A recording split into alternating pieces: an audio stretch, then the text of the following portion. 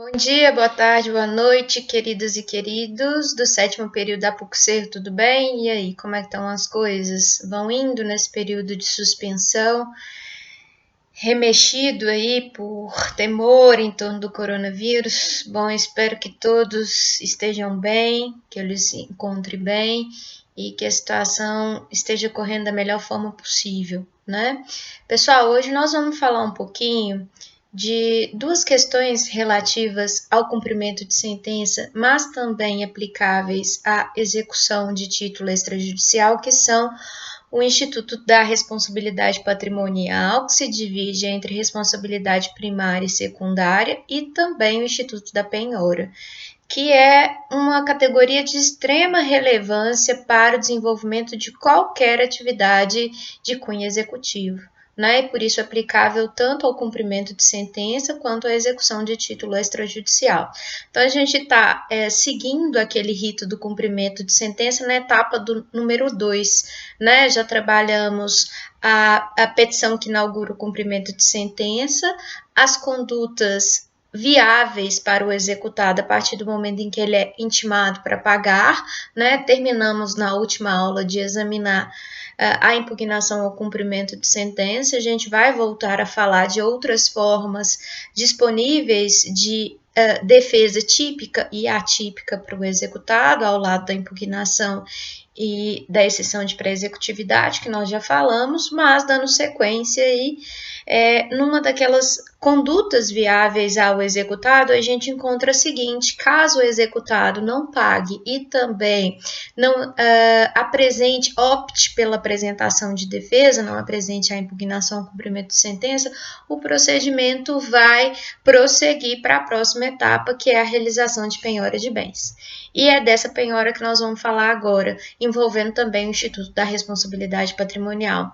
Só a referência, pessoal, para vocês vão utilizar de bibliografia para estudar essa parte, o livro do Daniel Assunção Amorim Neves, o Manual de Direito Processual Civil.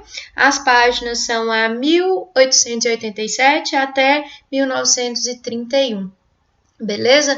Vou mandar mensagem para vocês com essas referências todas. O material de aula já foi encaminhado para vocês por SGA. Tá escrito lá a aula do dia 24/3, que é sobre responsabilidade patrimonial e sobre penhora. Então, vamos lá. Começando a abordagem através de um conceito de responsabilidade patrimonial. O que é responsabilidade patrimonial? Responsabilidade patrimonial nada mais é do que a sujeição do patrimônio de alguém ao cumprimento de uma obrigação. Responsável é aquele que pode ter a sua esfera de patrimônio atingida para que seja satisfeita uma determinada obrigação titularizada por um credor, né? Então, toda vez que alguém contrai uma dívida, a partir do inadimplemento, ou seja, da inexecução da obrigação contraída, surge a possibilidade de atingimento do patrimônio dessa pessoa para a satisfação da obrigação que não foi cumprida espontaneamente. Isso é responsabilidade patrimonial. É, portanto, a possibilidade de eu sujeitar o patrimônio de alguém ao cumprimento de uma obrigação, ok? Em regra, quem responde pelo pagamento das dívidas contraídas é o próprio devedor, que assume no título a obrigação. Contudo, a legislação enumera algumas situações em que a responsabilidade pelo inadimplemento do outro, do devedor originário, pode se estender para poder abranger, para poder afetar o patrimônio de outras pessoas. É o que a gente chama de responsabilidade patrimonial secundária ou responsabilidade patrimonial de terceiro, cujas situações, cujas hipóteses se encontram previstas atualmente no artigo 790, que a gente vai ver quais são, tá? Só lembrando aí, pessoal, uma pequena diferença que a gente já fez em sala de aula algumas aulas atrás, né, algumas semanas atrás, existe uma situação que difere a obrigação da responsabilidade. A obrigação é um instituto de direito material, de direito civil, que surge a partir do momento em que alguém contrai com outra pessoa uma relação contratual, estabelece um vínculo negocial e, através desse vínculo, a assunção de uma obrigação. Eu tenho, então, o devedor, o credor e o objeto da prestação que deve ser cumprida pelo devedor, né? Então, percebam que a partir do momento em que eu tenho esse vínculo contratual, o credor passa a ter oportunidade de impor ao devedor o cumprimento de uma obrigação. A dívida surge a partir do momento em que o devedor não cumpre com a obrigação dele. Portanto, a dívida é um instituto de direito material, do direito civil, regulamentado lá pelo direito civil. Já a responsabilidade é instituto de direito processual. Ela surge num momento distinto quando comparado com a celebração do contrato, né? A dívida ela é um objeto que decorre do contrato, né? Já a responsabilidade ela surge a partir do momento em que a obrigação não é cumprida espontaneamente. Ela surge da inexecução, do inadimplemento do dever jurídico.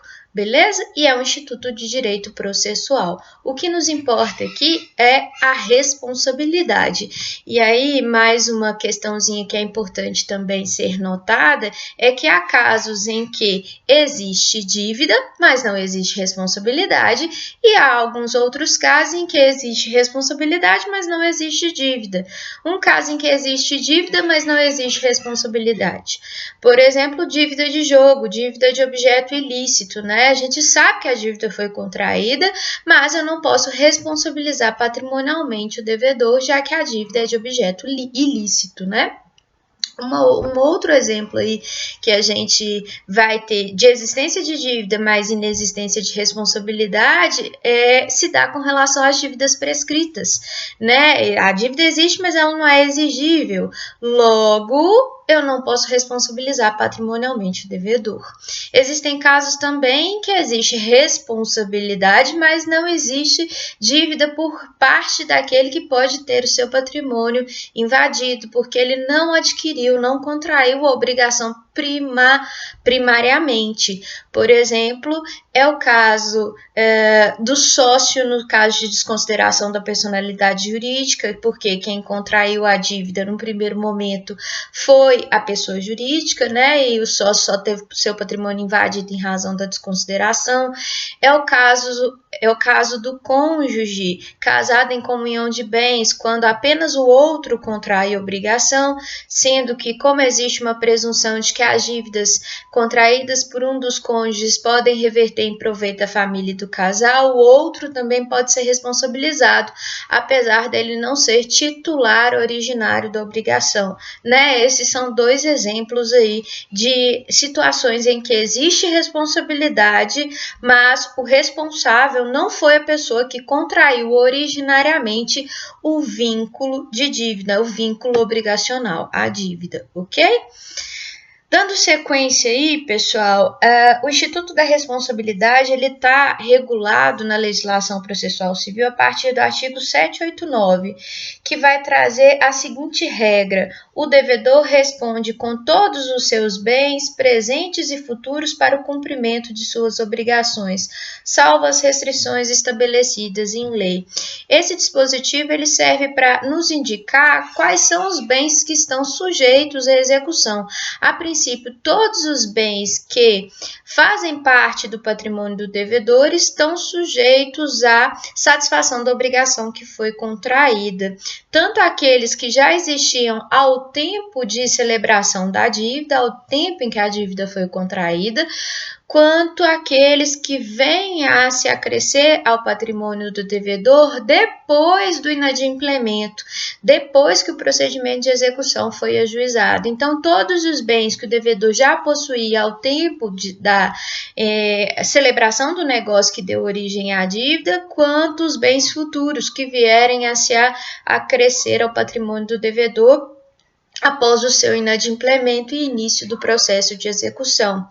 Importante destacar que estão sujeitos à responsabilidade patrimonial todos aqueles bens que têm caráter econômico, que, portanto, podem ser objeto de negociação no mercado e estão disponíveis para serem objeto de penhora. Beleza, pessoal? E aí a gente parte da análise dessa regra para destacar o seguinte: se eu apenas posso penhorar aquilo que é corpóreo ou incorpóreo, mas que tem caráter econômico, que pode ser negociado no mercado, eu só posso, então,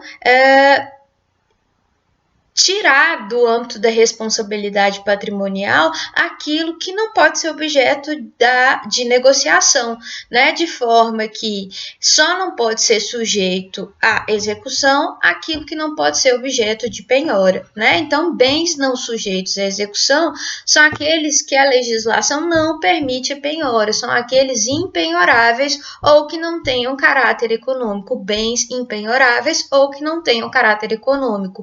Por exemplo, não pode ser objeto de penhora um direito da personalidade, uma parte do corpo humano, porque esses bens não têm caráter econômico, não podem ser objeto de livre negociação no mercado e, portanto, estão fora do âmbito da responsabilidade patrimonial do devedor ou de terceiros. Da mesma forma, não podem ser objeto de penhora aqueles bens que a lei torna impenhoráveis, como bem de família, uma parte dos salários, que a gente já vai ver que existe uma parte dos salários que são disponíveis,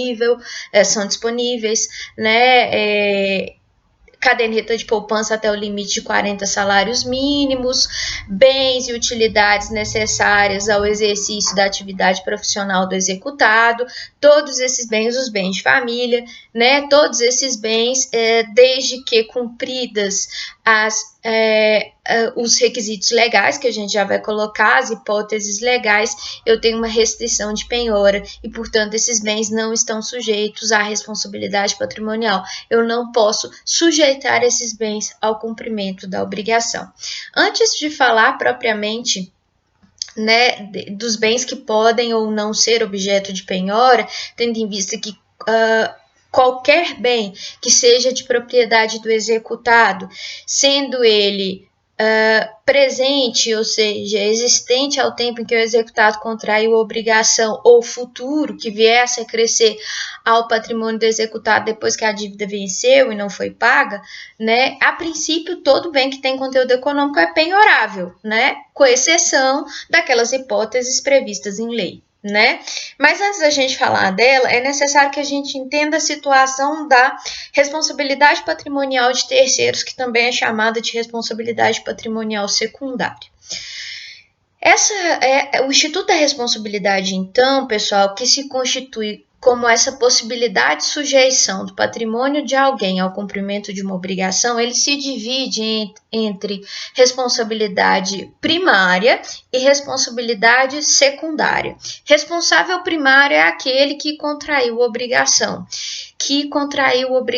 que participou da relação contratual originária, da qual se originou a obrigação que não foi cumprida, ok? É, portanto, o devedor, tal qual constante do título. Eu também posso chamar de responsável primário, pessoal, aqueles que, apesar de não serem o devedor direto, não serem devedores diretos, de terem assumido diretamente a obrigação, fazem parte do título executivo originário, como avalistas ou como fiadores. O aval fornece um tipo de garantia solidária de pagamento para o cumprimento de obrigações contidas em título de crédito, né? Então, o aval, ele gera responsabilidade solidária do avalista. Portanto, o avalista, eu não posso dizer que o avalista seja um responsável patrimonial secundário, já que ele é responsável solidariamente com o devedor do título, né? Então, o avalista é responsável primário solidário, né? Porque ele é considerado aí como responsável solidariamente com o devedor principal para o pagamento da obrigação constante do título. A mesma coisa se dá com relação ao fiador, mas com uma diferença. né? A fiança, como ela estabelece o chamado benefício de ordem, que é a possibilidade do fiador exigir que primeiro sejam executados os bens do afiançado, para só no caso de inexistência dos bens do afiançado que possam garantir o cumprimento da obrigação, ele ter o seu patrimônio atingido, né? A responsabilidade do fiador, apesar dela ser originária do negócio jurídico do contrato, ela é uma responsabilidade subsidiária. Então, o fiador, ele é um responsável primário, mas também a responsabilidade dele é subsidiária. Eu posso chamar o fiador de responsável primário subsidiário. Não vou chamar o fiador de terceiro, porque ele também faz parte do contrato de onde se originou a dívida. Beleza? Então tanto o avalista quanto o fiador são responsáveis patrimoniais primários. Acontece que o avalista é um responsável solidário e o fiador é um responsável que é primário subsidiário, né? E não solidário, porque ele tem o benefício de ordem via de regra. Lembrando que o fiador, quando renuncia expressamente ao benefício de ordem, ele pode ser executado solidariamente com o devedor principal, beleza? Lembrando só que essa questão do benefício de ordem a gente já leu em sala de aula, mas só para vocês lembrarem, se quiserem ler novamente, são os artigos 794 e parágrafos, beleza? Já a responsabilidade do sócio, que é um tipo de responsabilidade patrimonial secundária do sócio, no caso de desconsideração da personalidade jurídica, ela está no 795, ok? A gente já leu essas duas situações. Então, tanto o avalista quanto o fiador não são considerados terceiros. Eles são integrantes originários do título, porque eles contraíram a obrigação. Só que o avalista contrai a obrigação solidariamente e o fiador, quando tem benefício de ordem, contrai a obrigação subsidiariamente, beleza? Então, vamos falar dos casos de responsabilidade patrimonial secundária mesmo, onde eu possuo terceiros, né? Terceiros que não são contraentes da dívida, que não são devedores originários, portanto, não fazem parte do título, mas que, por lei, por expressa disposição legal do artigo 780, podem ter o seu patrimônio atingido para cumprimento da obrigação originária em caso de inadimplemento do devedor principal. As situações de responsabilidade patrimonial secundária de terceiros estão no 790, que vai dizer assim: 790. São sujeitos à execução os bens do sucessor a título singular, tratando-se de execução fundada em direito real ou obrigação repersecutória. Então, estão sujeitos à execução os bens do sucessor a título singular, tratando-se de execução fundada em direito real ou obrigação repersecutória. Então, a primeira situação que a gente vai ter de poder responsabilizar alguém que não faz parte do título é a situação da responsabilidade do sucessor a título singular. O que é isso, pessoal? O que é sucessor a título singular nos casos de execução fundada em direito real ou obrigação repersecutória, que eu coloco no slide como responsabilidade do sucessor a título singular, lá do 790, inciso 1º.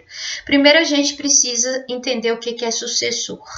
O que é sucessor, pessoal? É a pessoa que substitui a figura do devedor originário, que substitui a posição do devedor originário, seja porque ela, por exemplo, assumiu a dívida do devedor originário, seja porque ela comprou uma coisa objeto do litígio, seja porque ela herdou a dívida. Então, sucessão importa em substituição. O sucessor é aquele que substitui a figura do devedor originário, seja porque ele assumiu a dívida por assunção de dívida, seja porque a dívida foi transmitida a ele por direito direito de herança, seja porque ele adquiriu uma coisa litigiosa que é objeto da dívida em si. Então, o sucessor é aquele que assume a posição de devedor originário.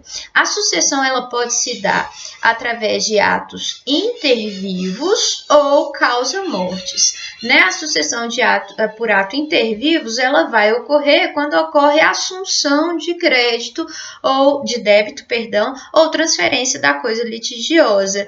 A sucessão causa mortis, como o próprio nome indica, vai decorrer a partir da transmissão de bens ocorrida por meio do falecimento de alguém que morre e deixa patrimônio para outra pessoa. Né? Então, a sucessão ela pode ser por ato intervivos ou causa mortis. A sucessão causa mortis, pessoal, ela gera direito de herança. Os herdeiros sucedem no primeiro momento, antes da partilha, a título universal, porque eles são titulares de toda herança, a não ser que os herdeiros sejam legatários. O legado é a sucessão de coisa certa e determinada.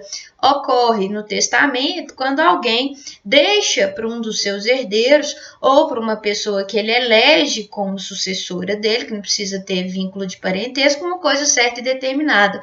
Um carro, uma casa, aí eu vou ter o legítimo sucessor causa mortis a título singular, que é aquele que recebe por testamento uma coisa certa e determinada, um legado, beleza? Agora, percebam que eu não estou falando aqui de herdeiros antes da partilha que recebem qualquer coisa, esses aí são sucessores a título universal, já que a herança é uma universalidade de bens antes que ela seja repartida. O que a gente está tentando tratar aqui como a primeira situação de responsabilidade patrimonial de terceiro é o sucessor a título singular. É aquele que recebe coisa certa e determinada. Então, quem é esse sucessor a título singular?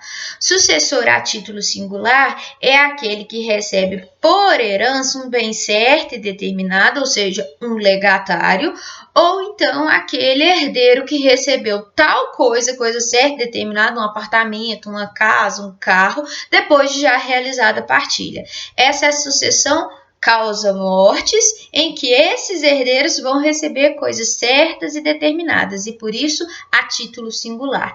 E o sucessor também pode ser aquele que, por ato intervivos, adquire coisa litigiosa, adquire um bem que está sendo discutido, está sendo objeto de um litígio judicial.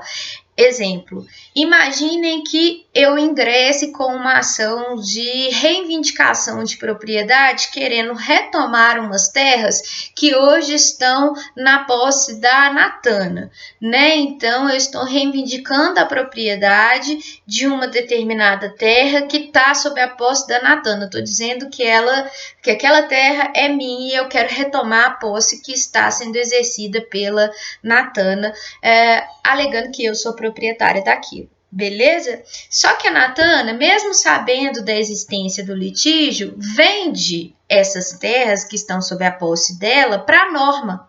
Quem que é a Norma? A sucessora a título singular, porque ela adquiriu a coisa litigiosa e sobre essa coisa pendia um direito real de propriedade que é meu. Ora, esse direito real de propriedade acompanha a coisa que foi alienada à Norma. Logo, se eu for vitoriosa no procedimento, a execução vai atingir, a fase de cumprimento de sentença vai atingir quem? A Norma, porque o bem hoje em dia está sob a posse da Norma, ela é sucessora a título singular, beleza? Já que ela recebeu a coisa litigiosa por contrato de compra e venda, ok?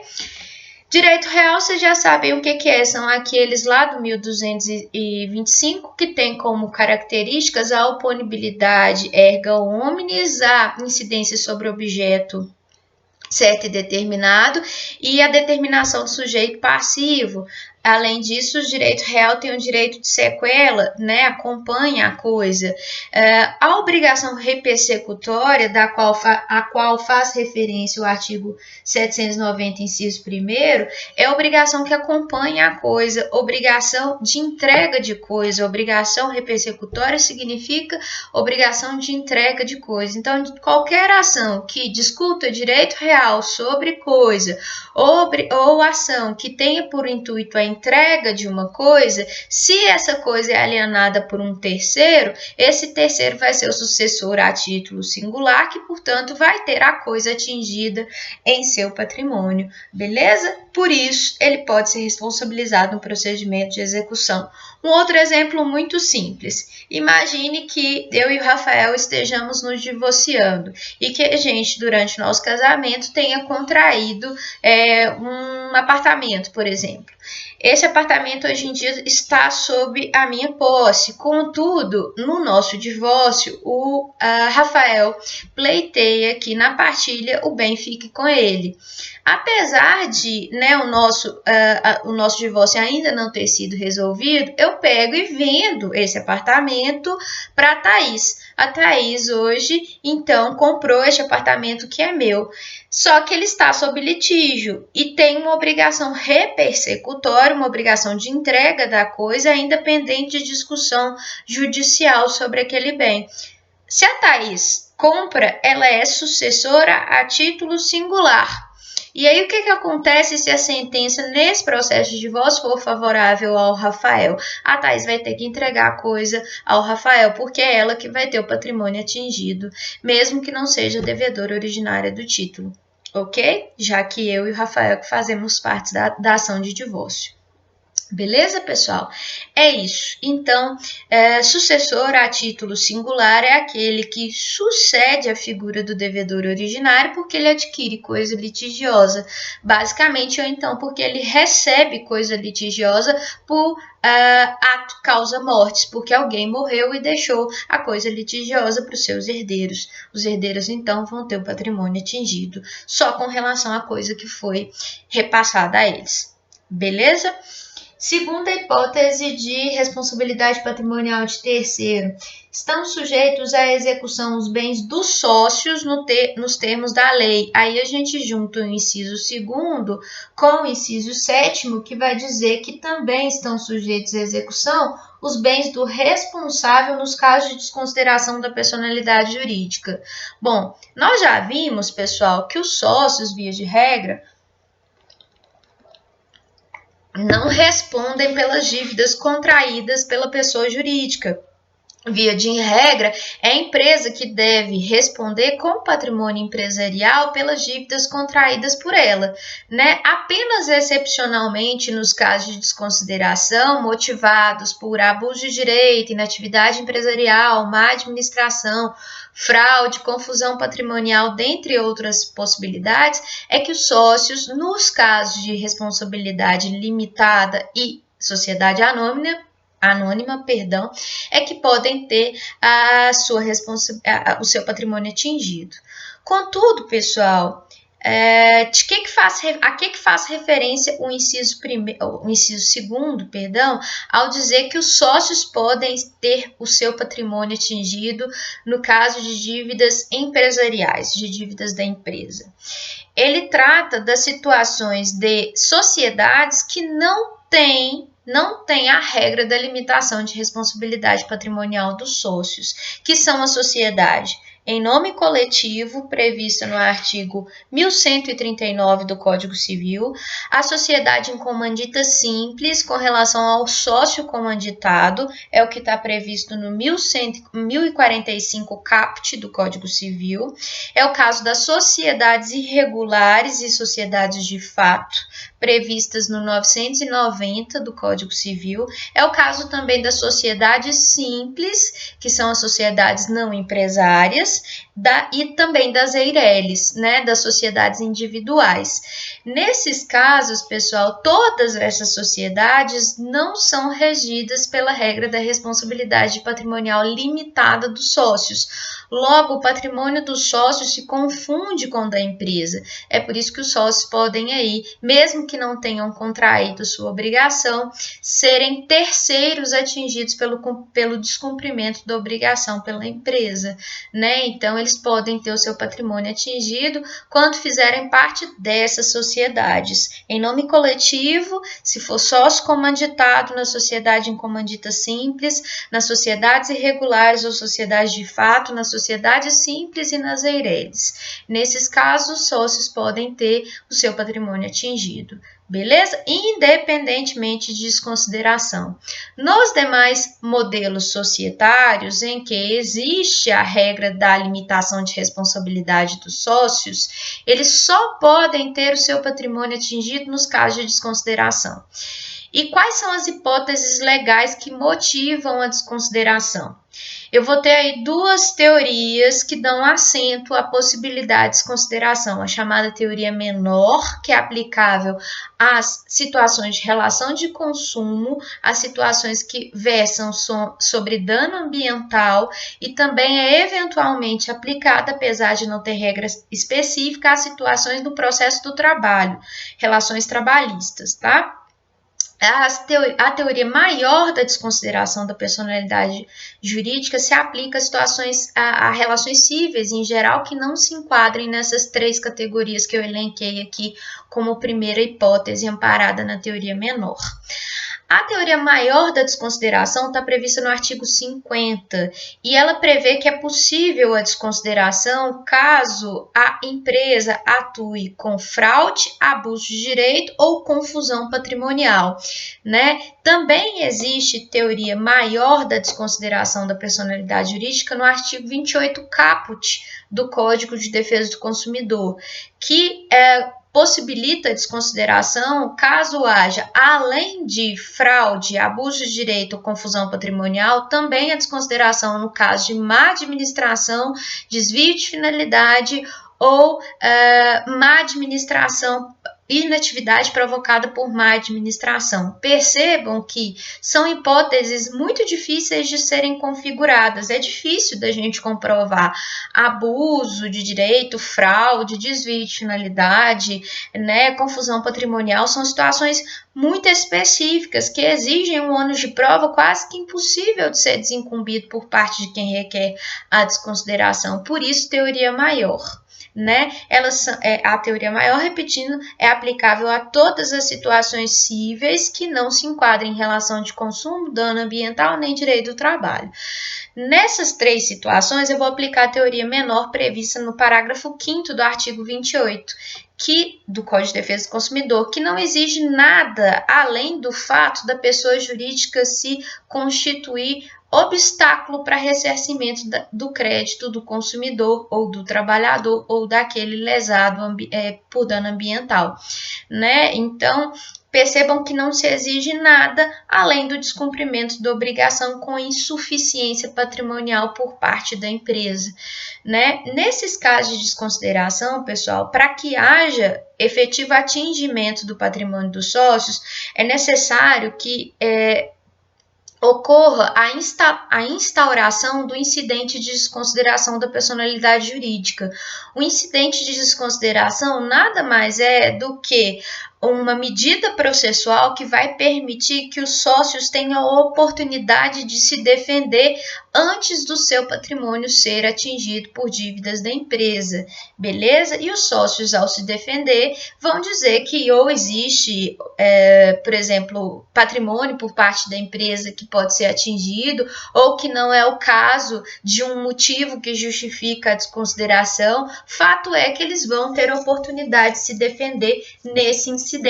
Eles vão ser citados para apresentar defesa antes de que haja efetivamente o atingimento do seu patrimônio. Só para lembrar para vocês, pessoal, o incidente de desconsideração da personalidade jurídica, que é, como eu disse, medida processual necessária antes que os sócios tenham seu patrimônio atingido, ele está previsto nos artigos 133 a 137. Depois vocês deem uma olhadinha lá.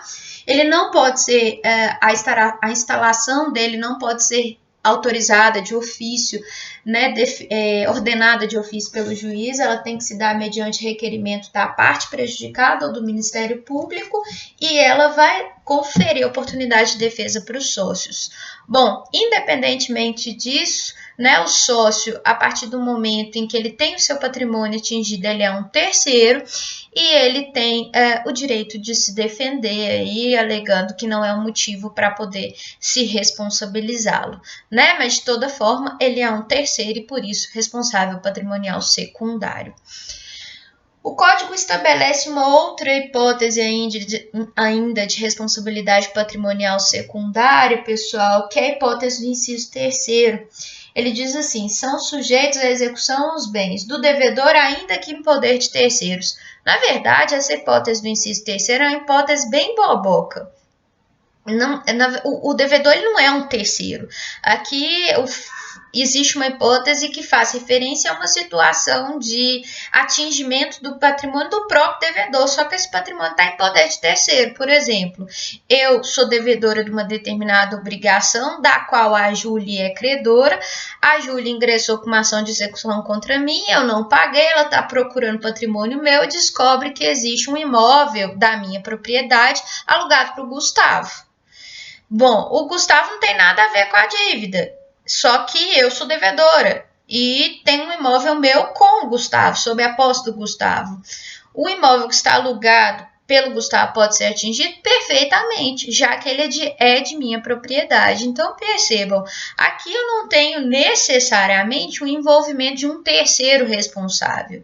Eu tenho aí o atingimento de um patrimônio executado que está sob o uso de terceiro, sob a responsabilidade, sob a posse de um terceiro, né? Então, eu não posso falar que essa hipótese do inciso terceiro seja uma situação evidentemente de responsabilidade de terceiro, porque não é, né?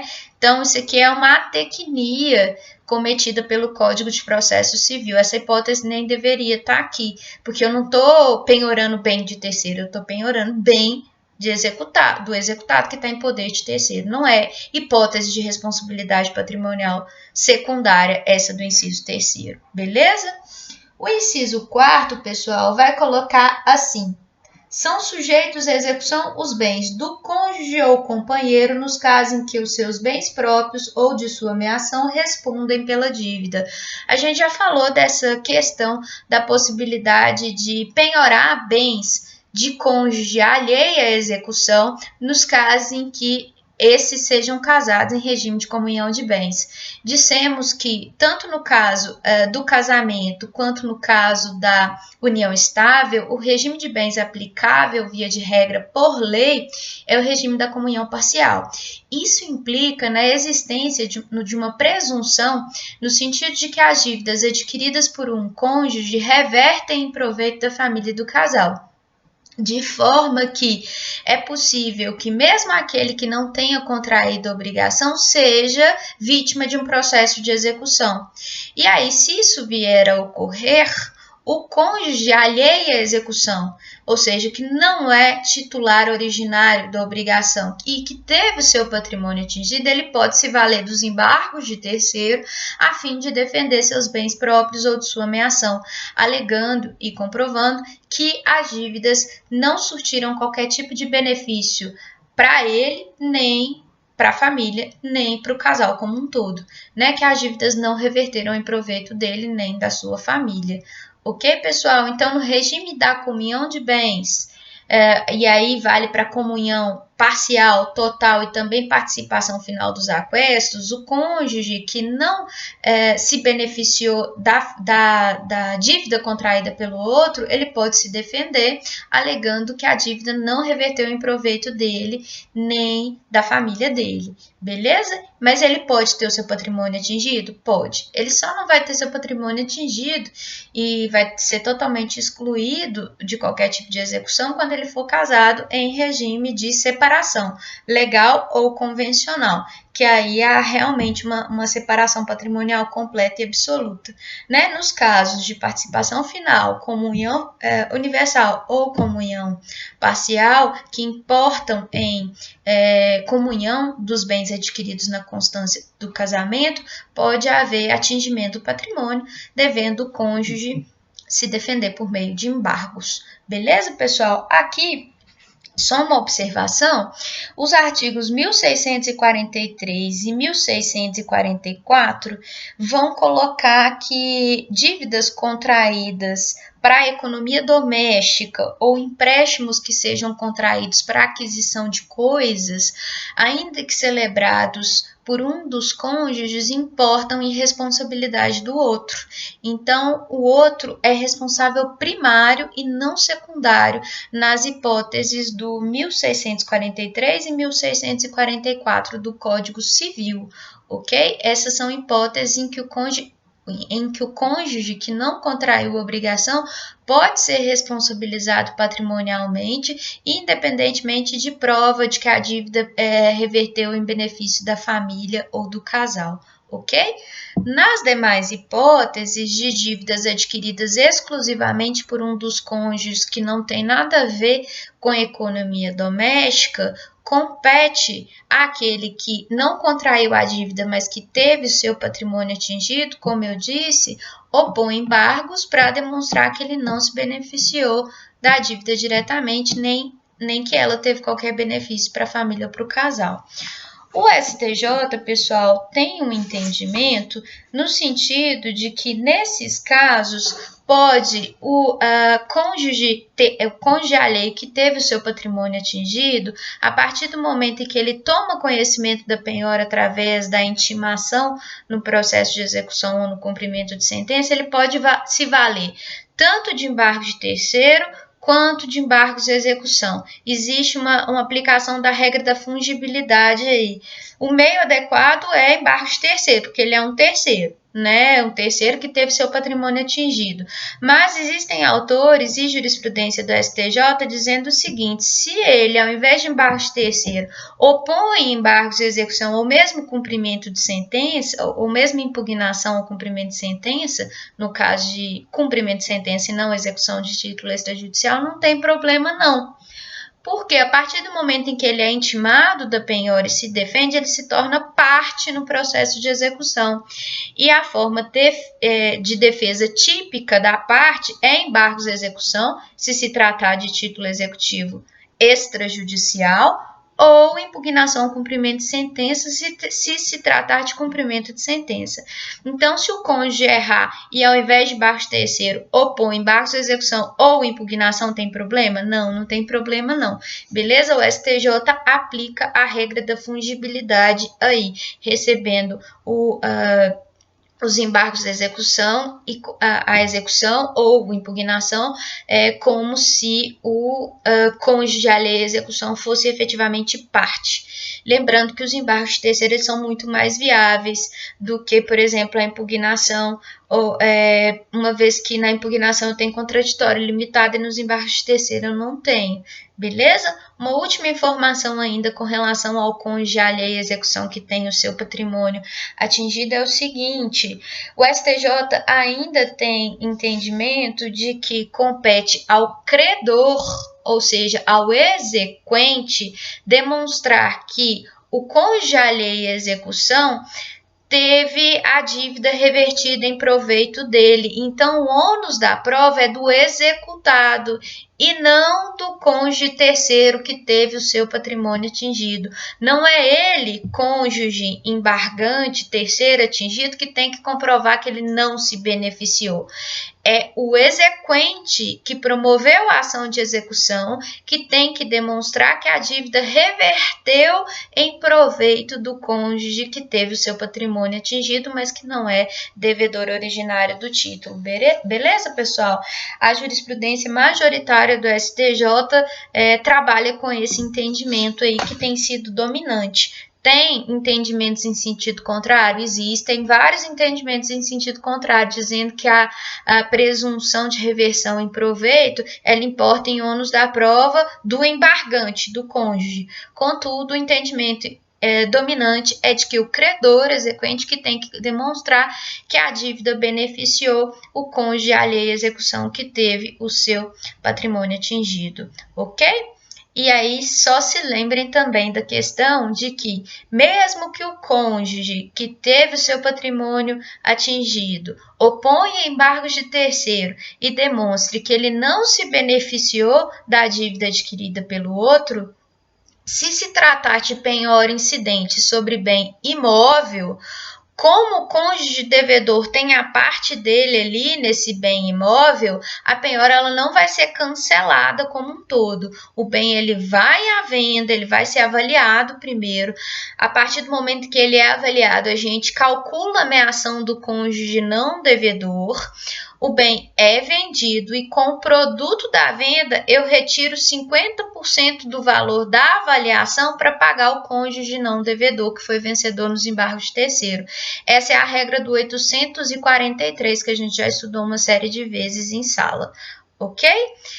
As duas últimas hipóteses de responsabilidade patrimonial de terceiros são aquelas que envolvem fraude à execução e fraude contra credores, que estão previstas no artigo 790, inciso 4 e 5. Vejam só, são sujeitos à execução dos bens, cuja alienação ou gravação com ônus real tenha sido anulada em razão do reconhecimento em ação autônoma de fraude contra credores, ou alienados ou gravados com ônus real em fraude à execução.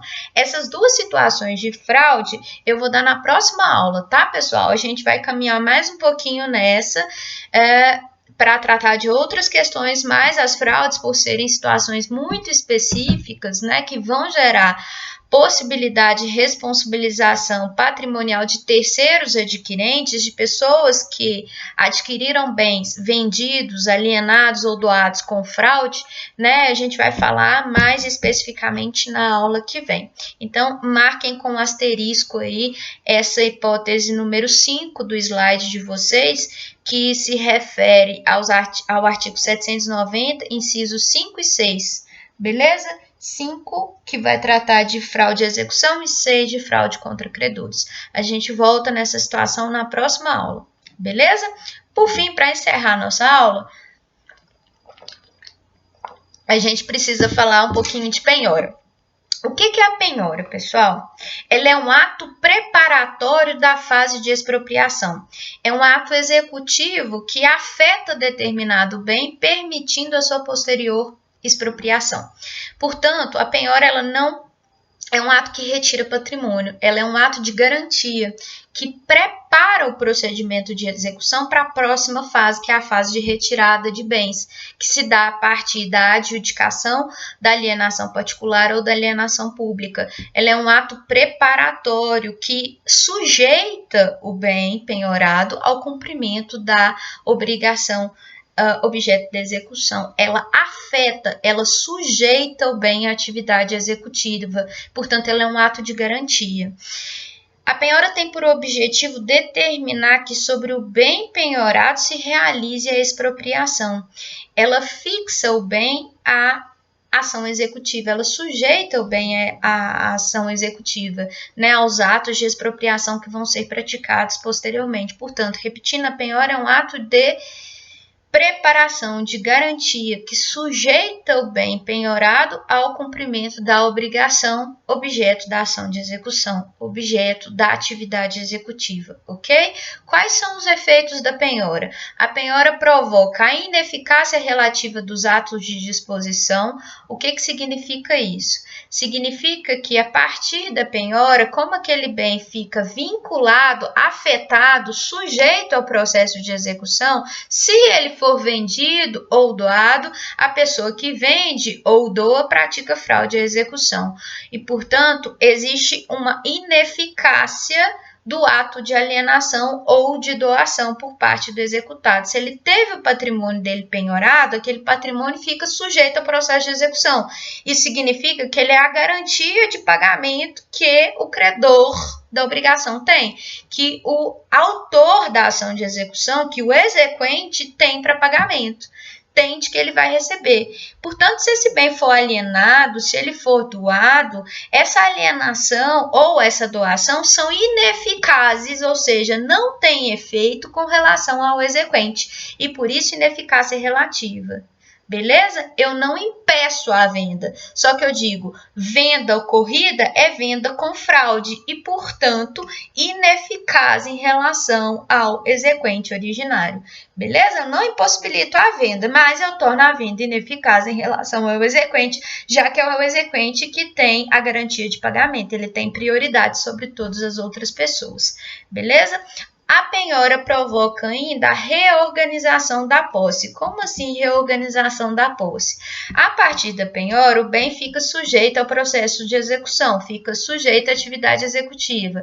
A penhora permite a garantia de pagamento para o exequente, não é isso? Ela fornece a garantia de pagamento para o exequente. A partir do momento que eu tenho a penhora, pessoal, o bem vai ficar sob a guarda de alguém até que seja realizada a expropriação do patrimônio penhorado. Esse alguém é o depositário, né? Então, a partir disso, pessoal, o bem ele não fica mais sob a posse direta e indireta do executado, né? O executado ele pode perder a posse direta do bem a partir do momento que é nomeado um depositário, por exemplo, judicial, ou um terceiro que vai ficar sob a guarda dele. A gente já vai ver quem é que pode ser nomeado depositário daqui a pouco. Até o próprio executado pode ser nomeado depositário, não tem problema. Acontece que ele vai ficar com uma guarda provisória daquilo ali, e ele vai ter que colocar a coisa à disposição do Estado quando for determinada a expropriação dela. Então, quando for marcado o leilão ou quando for alienada a coisa, ele vai ter que passar para o terceiro adquirente ou para o arrematante, a coisa fica à disposição do Estado ali, né, sob a guarda até do executado, se ele for nomeado depositário, mas ele tem que deixar a posse da coisa à disposição do Estado quando o Estado requerer, e por isso uma reorganização da posse. Eu vou ter a figura de possuidor direto e indireto podem não ficar na mesma pessoa, tendo em vista que eu posso ter, né, um depositário distinto do executado, o próprio exequente, ou um depositário judicial nomeado ali para ficar com a guarda da coisa, que vai ficar à disposição do Estado, beleza? A penhora provoca ainda a individualização dos bens no patrimônio do executado. Como assim individualização? A penhora ela incide sobre coisa certa e determinada. O patrimônio do devedor é uma universalidade, um conjunto de bens. A partir do momento em que eu penhoro, eu escolho uma coisa ou algumas coisas dentro do patrimônio para sujeitar aquelas coisas ao processo de execução, à atividade executiva, né? Então, eu individualizo o patrimônio do devedor. A penhora provoca conservação dos bens penhorados, que fica sob a responsabilidade de quem deposita esses bens, né? Que é responsável pelas despesas relativas à manutenção da coisa, que depois vão ser cobertas pelas custas do processo de execução, né? Se houver alguma despesa. A penhora, ela gera direito de preferência. A partir do momento que eu tenho uma penhora incidente sobre determinado bem, aquele credor que tem a penhora para ele tem direito de preferência sobre qualquer outro credor, né? É o disposto no 797 do Código de Processo, que vai dizer assim: ressalvado o caso de insolvência do devedor em que tem lugar o concurso universal, realiza-se execução no interesse do exequente, que adquire pela penhora o direito de preferência sobre os bens penhorados. Recaindo mais de uma penhora sobre o mesmo bem, cada exequente conserva o seu título de preferência. Portanto, se existem vários exequentes disputando uma determinada coisa, a primeira penhora que ocorrer sobre aquele bem gera um direito de preferência no caso de concurso. Ou seja, aquele credor que tiver penhorado em primeiro lugar, tem título de preferência em relação aos demais, beleza?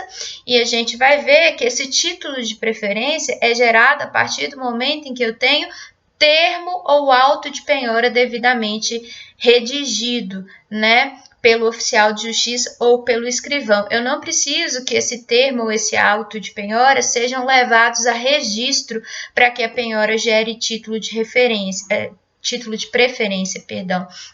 Basta que a penhora tenha sido formalizada por termo nos autos ou auto de penhora, beleza? Não é necessário que ela tenha sido registrada em cartório. O registro em cartório só serve para permitir que terceiros tenham conhecimento a respeito da existência da penhora. Contudo, o título de preferência, que é gerado a partir da penhora, o direito de preferência, ele é gerado, originado a partir do momento em que ocorre a formalização da penhora por termo ou por auto de penhora, beleza?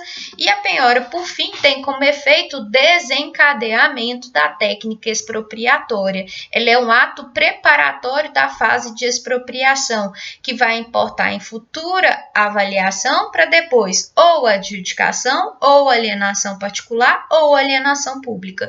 Portanto, ela desencadeia a técnica expropriatória, beleza? Trouxe em seguida para vocês um julgado do STJ que vai dizer que o registro ou a averbação da penhora não são atos que vão gerar o direito de preferência. O direito de preferência é gerado pela simples formalização da penhora por termo ou por auto de penhora. Vejam só, o registro ou a averbação da penhora não são atos constitutivos da penhora, que se formaliza mediante lavratura de auto ou de termo. Não há exigência de averbação ou referência legal a tal registro da penhora como condição de definição de título de preferência, de direito de preferência. Portanto, basta a penhora ser formalizada por auto ou por termo para que eu tenha preferência. Não é necessário o registro em cartório, ok? O que eu posso penhorar? Existe uma ordem prioritária de penhora? A ordem prioritária de penhora, pessoal, a ordem legal de bens que podem ser penhorados está estabelecida no artigo 835, que vai trazer uma ordem de preferência para a realização da penhora. Ele coloca assim: a penhora observará preferencialmente a seguinte ordem: dinheiro em espécie ou em depósito ou em aplicação financeira.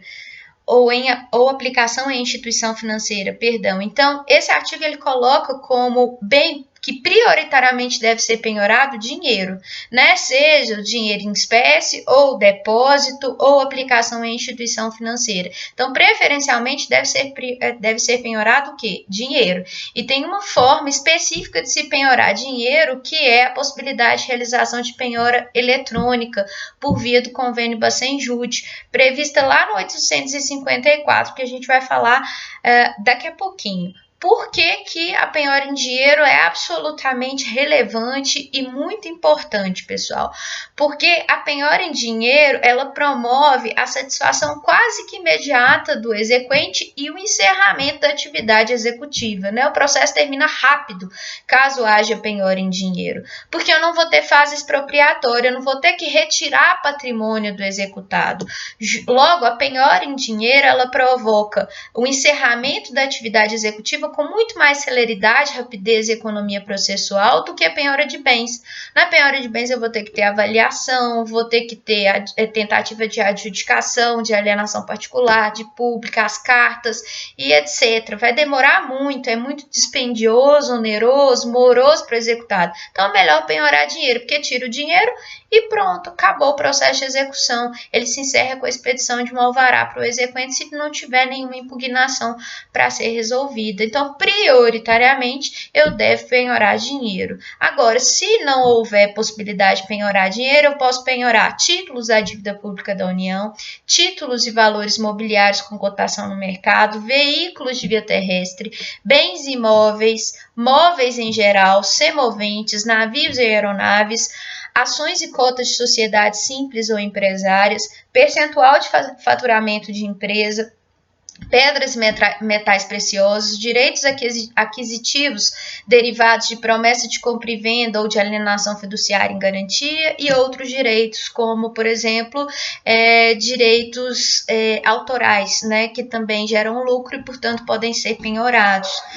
Né? O parágrafo 1º vem dizendo que o que é prioritário mesmo é a penhora em dinheiro. Com relação aos demais incisos, são hipóteses apenas exemplificativas que o juiz pode alterar a ordem prevista nesse artigo, dependendo das circunstâncias do caso concreto. Então, por exemplo, se a penhora de um bem imóvel, por exemplo, for melhor para o executado do que a penhora de, por exemplo, título da dívida pública, o juiz pode inverter a ordem e permitir a penhora de um imóvel, né, que viria só depois da possibilidade de penhora de um título da dívida pública. Se, por exemplo, a penhora de veículo de via terrestre, ou seja, carro, for mais fácil para o executado do que a penhora de título com cotação de mercado, por exemplo, ações na bolsa de valor, é possível que o juiz permita a penhora do veículo do que comparado a títulos com cotação na bolsa, né? Então, tudo vai depender das circunstâncias do caso concreto. O juiz pode alterar essa ordem. O que tem prioridade mesmo é dinheiro, beleza? O parágrafo, o 836, a gente já leu algumas vezes, ele vai dizer que não vai ser levado a efeito a penhora quando ficar evidente que o produto de execução dos bens encontrados vai ser totalmente absorvido pelas custas do processo de execução. Isso significa que se eu consigo penhorar coisas de valor muito pequeno, a penhora ela não deve ser levada a efeito, porque ela não vai trazer utilidade, viola o princípio da utilidade, viola o princípio do exato adimplemento, viola o princípio ainda da menor onerosidade. Beleza? Lembrando que quando não existirem bens penhoráveis ou quando os encontrados foram de valor muito pequeno, o oficial de justiça, independentemente de determinação judicial expressa, segundo o parágrafo 1º do 836, ele pode lavrar uma lista com os bens que ele encontrar dentro da residência ou do estabelecimento empresarial do executado para levar ao conhecimento do juiz, a fim de que o juiz avalie se existe possibilidade de penhorar alguma coisa. Beleza? E aí, situações de impenhorabilidade, pessoal. O que eu não posso penhorar, via de regra? As situações de impenhorabilidade, elas visam a preservação da dignidade patrimonial do executado. Ou seja, elas visam assegurar ao executado um patamar que assegure ou garanta a ele dignidade mínima para a subsistência, para a sobrevivência dele e da família, né? Então, todas as hipóteses de impenhorabilidade, elas têm, via de regra, a intenção de atribuir uma espécie de caráter humanitário ligado à dignidade patrimonial mínima do executado, né? Então, a impenhorabilidade está diretamente associada ao princípio da dignidade do executado. Ok? O artigo 833 estabelece as chamadas hipóteses de impenhorabilidade absoluta de bens do executado.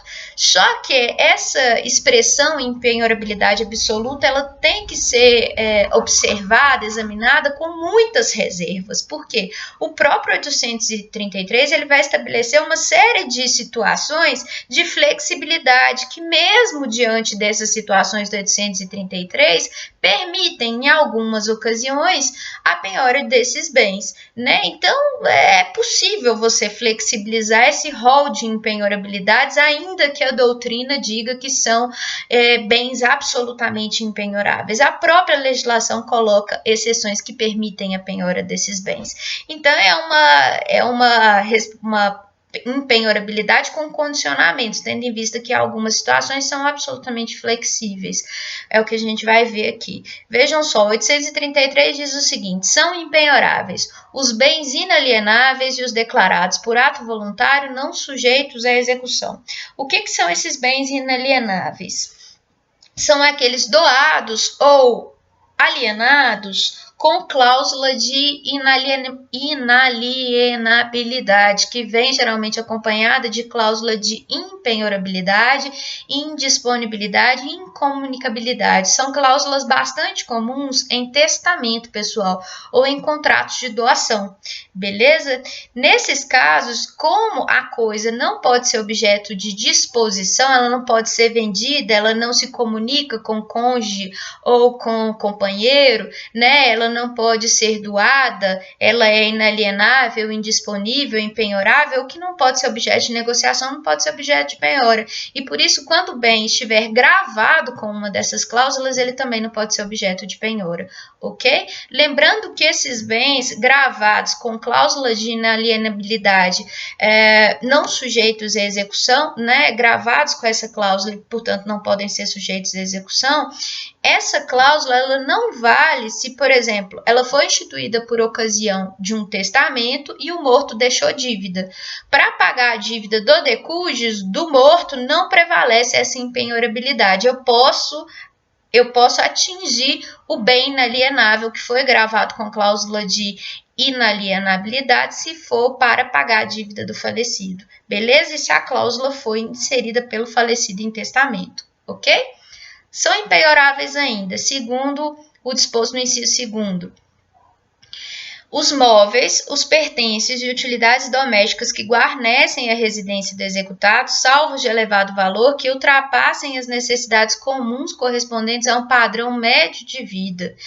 Então, vejam, pessoal, o inciso 2º coloca que qualquer móvel, pertence, utilidade doméstica que guarneça a residência do executado e seja de utilidade extrema para a sobrevivência dele, por exemplo, cama, colchão, roupa de cama, panela, talher, geladeira, fogão, uma televisão, enfim, todos os pertences que são de uso absolutamente necessário à residência do executado não podem ser penhorados, porque retirar isso dele implica em comprometimento da dignidade patrimonial. Contudo, o próprio dispositivo coloca a situação de que bens de elevado valor, que são aqueles bens suntuosos, que têm um grau de suntuosidade, por exemplo, um aparato tecnológico, por exemplo, uma TV de não sei quantas polegadas, enorme, que é quase um cinema em casa, né? Um computador muito chique, de última geração, enfim, esses bens que são considerados suntuosos e que fogem ao padrão de vida médio do brasileiro podem ser objeto de execução, como em várias situações o STJ já permitiu, por exemplo, um executado que mora ele sozinho e tem 10 TVs em casa, eu posso penhorar as 9 TVs excedentes, eu garanto uma unidade só por residência, né, e vou permitir a penhora dos demais. Também não é permitida a penhora, segundo o inciso 3º, dos vestuários, bem como pertences de uso pessoal do executado, salvo de elevado valor. Aqui, nessa hipótese, eu não permito a penhora de roupa, de perfume, de calçado, enfim, de utilidades pessoais relacionadas ao vestuário do executado. Contudo, se essas roupas, calçados e acessórios forem de alto valor, forem de grifes internacionais, roupas de neve, é perfeitamente possível a penhora, beleza? O inciso 4º traz uma situação bastante polêmica que divide a jurisprudência já há alguns anos do STJ, que é a impossibilidade de penhora de vencimentos, subsídios, soldos, salários, remunerações, proventos de aposentadoria, pensões, pecúlios, montépios, bem como quantias recebidas por liberalidade de terceiro e as destinadas ao sustento do devedor e de sua família, os ganhos de trabalhador autônomo e honorários de profissional liberal ressalvado disposto no parágrafo 2º. Esse inciso trata da hipótese que impossibilita a penhora de salário, de remuneração necessária à sobrevivência do executado, né? Todas essas situações aqui caracterizam hipóteses, casos de remuneração do executado. A pergunta é possível se penhorar salário? E aí eu vou ter duas respostas, uma que é dada pela lei e outra que é dada pela jurisprudência. A que é dada pela lei está prevista lá no parágrafo 2º do 833, que vai dizer assim: O disposto no inciso 4º e no 10º do caput, no 4º, penhora de salário, né, impenhorabilidade de salário, perdão, não se aplica a hipótese de penhora para pagamento de prestação alimentícia. Então, a primeira situação que permite a penhora de salário, execução de alimentos, né? Qualquer execução de alimentos, seja ela fundada em alimentos familiares legítimos, alimentos indenizatórios que são decorrentes de ato ilícito, ou os alimentos contratuais decorrentes de contrato de trabalho, né, prestação de serviço, honorário de advogado, como é que eu digo? Alimentos previdenciários, que são as pensões, né, que são as aposentadorias, qualquer verba de caráter alimentar, quando motivar uma execução de alimentos, pode também justificar a penhora de salário do executário, beleza? Então, a primeira exceção aí que permite a penhora de salário é a execução de alimentos, sejam os alimentos de qualquer natureza. A outra exceção, continuando a leitura do parágrafo 2º, diz assim: bem como as importâncias excedentes a 50 salários mínimos mensais. 50 salários mínimos mensais. Quando o executado receber mais de 50 salários mínimos, que hoje soma mais de 50 mil reais, se o executado então receber mais de 50 mil reais, ele pode ter o seu salário atingido, independentemente do motivo ou da origem da execução, se ela é de alimentos ou não. Se o executado ganha mais de 50 mil, o excedente a 50 mil pode ser objeto de penhora, beleza? E aí continua ainda a redação do parágrafo 2º, devendo a constrição observar o disposto no 528, parágrafo 8º ou 529, parágrafo 3º. Aqui há um limite para penhora, que diz o seguinte: lá nas execuções de alimentos, e mesmo se o executado receber mais de 50 mil reais, ele pode ter o seu salário atingido por penhora? Pode. Contudo, a penhora, ou seja, o desconto no salário, ele tem que observar o patamar de 50%, que está previsto no artigo 529, parágrafo 3º, que trata da execução de alimentos. Então, para penhorar salário, eu posso, a legislação diz que sim, em duas hipóteses. Eu posso penhorar salário quando a execução for de alimentos e eu posso penhorar salário quando o devedor ganhar mais de 50 salários mínimos. Contudo, a penhora deve sempre observar o limite de 50%. Vejam, não é 30%, é 50%, conforme regra legal do 529, parágrafo 3º. Beleza? Isso é o que a legislação diz. Contudo, pessoal, essa situação tem sido flexibilizada por uma série de entendimentos recentes do STJ. Vocês vão ver aí nos slides que eu coloquei para vocês que há decisões proferidas nos anos de 2016, 2018, que ainda tinham um entendimento mais rígido a respeito da penhora de salário. Vejam só um julgado de março de 2018 que eu coloquei para vocês lá como primeiro julgado de um posicionamento mais antigo do STJ, que hoje não tem prevalecido. Vejam o que ele diz. O que se vê nesse caso é que a decisão tomada pelo Tribunal ACO está em consonância com o entendimento desta Corte Superior, segundo o qual o salário, soldo ou remuneração são impenhoráveis, regra que encontra exceção apenas para penhora de pagamento de prestação alimentícia, para pagamento de prestação alimentícia. Então, esse entendimento aqui dizia o que está na lei: salário é impenhorável, salvo para prestação alimentícia, ou se o executado receber mais de 50 mil reais. Contudo, pessoal, esse não é o posicionamento que tem prevalecido hoje em dia. Desde o final de 2018, se tem um posicionamento mais flexível em relação à penhora de salário. E aí, um julgado de março de 2019, de relatoria da Nancy Andrighi, diz assim: a regra geral de impenhorabilidade do CPC pode ser mitigada em nome dos princípios da efetividade e da razoabilidade, nos casos em que ficar demonstrado que a penhora não afeta a dignidade do devedor. Então, hoje o que se tem permitido, pessoal, dentro do âmbito do STJ, é que, mesmo nas situações em que o executado não está sendo executado para pagar alimentos ou não ganha mais 50 mil reais, é permitida a penhora. é permitida a penhora e vai ter um limite dessa penhora que não comprometa a sobrevivência do executado. Geralmente se aplica por analogia o raciocínio do empréstimo consignado, que tem limite fixado aí pela legislação de 30%. Então, todos os julgados do STJ não têm excedido, não têm ido além do limite de 30%. Então, o STJ atualmente tem permitido a penhora desse salário do devedor, desde que essa penhora não comprometa um percentual mínimo de subsistência para ele, né? E esse percentual tem sido considerado aí para penhora de 30% no máximo, utilizando como analogia o raciocínio do empréstimo consignado dos bancos, né? Que permite o desconto de até 30%. Então é isso, pessoal, mas não tem um percentual fixo, não. Tem decisão da STJ que permite a penhora de 10%, decisão que permite penhora de 15%, de 30%, de 20% até 30%. Vocês vão ver aí nos julgados, eu coloquei 2 para vocês, um que permite penhora de 30%, outro que permite penhora de 10%, só para vocês verem que não existe um entendimento dominante.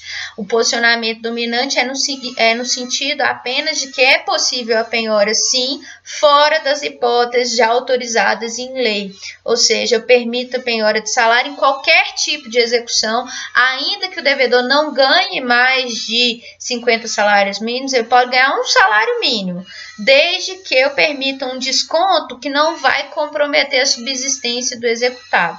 A gente já criticou isso, vocês já sabem da minha série de aspas e a minha série de ressalvas que eu tenho em relação a esse entendimento aí, que, na minha opinião, a depender da situação, compromete e muito a dignidade patrimonial do executado.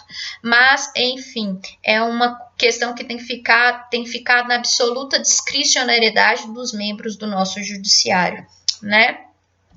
Bom, ainda em relação à impenhorabilidade, depois dos salários, o 833, ele coloca que é impenhorável, que são impenhoráveis, os livros, máquinas, ferramentas, utensílios, instrumentos ou outros bens imóveis necessários ou úteis ao exercício da profissão do executado. Então, qualquer utensílio necessário ao desenvolvimento da atividade profissional do executado é, via de regra, impenhorável. Mas aí eu também vou encontrar uma exceção que está prevista no parágrafo 3º do 833, que diz assim: incluem-se na impenhorabilidade prevista no inciso 5º do caput os equipamentos, implementos e máquinas agrícolas pertencentes à pessoa física ou empresa individual, exceto quando tais bens tenham sido objeto de financiamento, estejam vinculados em garantias de negócio jurídico ou quando respondam por dívida de natureza alimentar, trabalhista ou previdenciária. Isso significa que eu posso penhorar instrumento necessário ao exercício do trabalho do executado quando se tratar de execução de alimentos. Então, por exemplo, se eu estou executando o meu pai, cobrando alimentos dele, ele é taxista, eu posso penhorar o táxi dele, porque eu sou credor de alimentos. Portanto, na execução de alimentos, não prevalece essa garantia do inciso 5º em relação aos utensílios e materiais necessários à execução do trabalho, né, ao exercício do trabalho do executado. Não prevalece essa impenhorabilidade aqui de materiais relativos ao trabalho. Não pode ser objeto de penhora seguro de vida ainda, material necessário à obra em andamento, salvo se a obra for inteiramente penhorada. Então, material de construção, cimento, azulejo, cano, enfim, necessário à execução de obra em andamento, a não ser que a obra seja penhorada. A pequena propriedade rural, assim definida em lei, desde que é trabalhada pela família. Pequena propriedade rural, pessoal, a regulamentação legal dela está nos artigos 185, inciso 1º da Constituição, artigo 5º, inciso 27 da Constituição, e lei 8629, lá no artigo 4º, inciso 2º, a linha A, há disposição de que a pequena propriedade rural é aquela compreendida entre 1 até 4 módulos fiscais, o módulo fiscal estabelecido pelo município, 1 até 4 módulo fiscal, que seja integralmente trabalhada pela família, né, que o proprietário utilize para manter a subsistência de si e da sua família, que ele utilize para cultivo de subsistência. Essa pequena propriedade rural, ela está ressalvada de execução, ela tem proteção, não pode ser penhorada, beleza? Recursos públicos recebidos de instituições privadas para aplicação compulsória em saúde, educação ou assistência social também não podem ser penhorados. Então, qualquer verba pública que uma instituição particular receba para aplicação em saúde, assistência ou educação não pode ser objeto de penhora. Aqui o legislador ele dá preferência ao interesse coletivo, ao interesse público, que é protegido em detrimento do interesse do credor exequente, né? Quantia depositada em caderneta de poupança até o limite de 40 salários mínimos, também, via de regra, não pode ser objeto de penhora, a não ser que se trate de execução de alimentos. Tá? Nas execuções de alimentos, permite-se a penhora de quantia depositada em caderneta de poupança, ok? Então, se eu estou executando meu pai para ele pagar a pensão que ele está me devendo, eu posso penhorar a caderneta de poupança dele? Posso, independentemente do valor que está depositado na caderneta de poupança, ok, pessoal? Contudo, se tratar de execução de origem não alimentar, qualquer outro tipo de execução, de um cheque, de uma nota promissória, de um contrato, de uma debênture, de qualquer coisa, em qualquer outro tipo de execução, para poder penhorar caderneta de poupança, a caderneta de poupança tem que ser de valor superior a 40 salários mínimos. Beleza, pessoal? A quantia excedente a 40 eu posso penhorar. Não tem problema nenhum. E se o executado tiver várias cadernetas de poupança, eu vou aplicar o limite de R$40 mil, de 40 salários mínimos, somando todas as cadernetas de poupança, não é individualmente em cada uma, tá? Eu vou somar todas e quando atingir os 40 mil, o excedente eu posso penhorar, beleza, pessoal? O que mais? O STJ tem entendido essa hipótese de impenhorabilidade não só para a caderneta de poupança, como também extensível para outros fundos de investimento que teriam também essa proteção de impenhorabilidade ao limite dos 40 salários mínimos, com exceção das execuções de alimentos, que podem motivar a penhora de poupança. Ok, pessoal? E há um entendimento minoritário que diz que quando o executado tem salário e caderneta de poupança, um dos dois pode ser penhorado, tá? Mas não é um entendimento majoritário, perdão. Quando ele tem poupança e salário, via de regra, por lei, eu não posso penhorar nada, a não ser que ele ganhe, por lei que eu tô falando, tá, pessoal? A não ser que ele ganhe mais de 50 salários mínimos ou que a caderneta de poupança tenha mais de 40 salários mínimos de depósito. O excedente a 50 e 40 eu posso penhorar. Ou se tratar de execução de alimentos. Lembrando que a penhora de salário, ela tem sempre o limite dos 50%. Beleza, pessoal?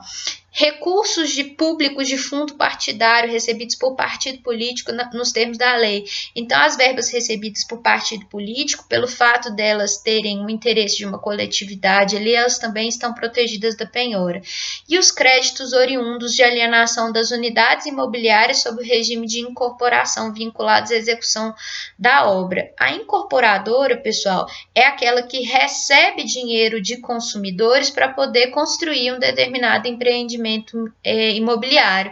Suponham que a construtora Patrimar ela venda imóveis na planta sob a promessa de que daqui a um ano ela vai entregar apartamentos para os consumidores que compraram os imóveis na planta. Aqueles valores que ela recebe estão vinculados à execução daquela obra e, portanto, eles não podem ser penhorados, porque eles vão servir para serem aplicados compulsoriamente na construção daquela obra. Portanto, se existe qualquer outro consumidor prejudicado que venha executar a Patrimar, né, a Patrimar não pode pegar dinheiro daquela obra e pagar né, e permitir que haja penhora daquele outro consumidor e pagar aquele outro consumidor, beleza? Esses créditos que ficam afetados ao empreendimento imobiliário, eles estão protegidos da penhora, eles não podem ser objeto de penhora.